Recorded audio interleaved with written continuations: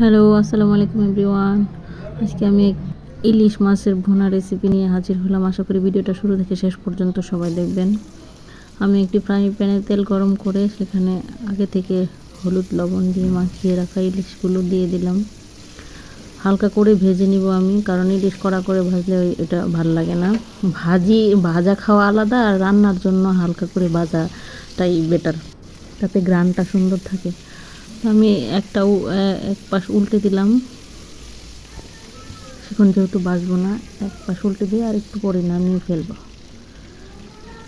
এটা আমার ভাজা হয়ে গিয়েছে। এখন আমি ইলিশ মাছগুলো উঠে নেব। আর ডিমওয়ালা ইলিশ মাছ কাটছিলাম সময় এত সুন্দর স্মেল আসছিল মাছটা, মাশাল্লাহ। এই তো আমার মাছ উঠানো রেডি। এখন আমি ফ্রাই প্যানে একটু তেল দিয়ে নিব,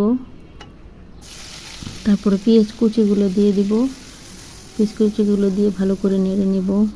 পেঁয়াজটা একটু বাদামি কালার হওয়া আগ পর্যন্ত নেড়ে নিব ভালো করে। এখন আমি এক এক করে সব মশলাগুলো অ্যাড করে দিব। লবণ দিয়ে দিলাম, হলুদের গুঁড়ো, একটু ধনিয়ার গুঁড়ো আর মরিচের গুঁড়ো দিয়ে দিলাম। আর এখানে আমি কাঁচামরিচ আর সরিষা বেটে রেখেছিলাম, সেটা দিয়ে দিলাম। দিয়ে ভালো করে নেড়ে চেড়ে মিশিয়ে নেব। তারপর ভালো করে মশলাটা কষানোর পর আমি এক এক করে সবগুলো মাছ দিয়ে দিলাম। এখন একটু উল্টে পাল্টে নেব, মশলার সাথে মাখিয়ে নেব মাছটা। এই তো আমার উল্টে পাল্টানো শেষ।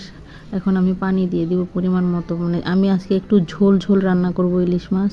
বাবু বলেছে ঝোল খাবে, তো আমি একটু ঝোল বেশি দিয়েছি।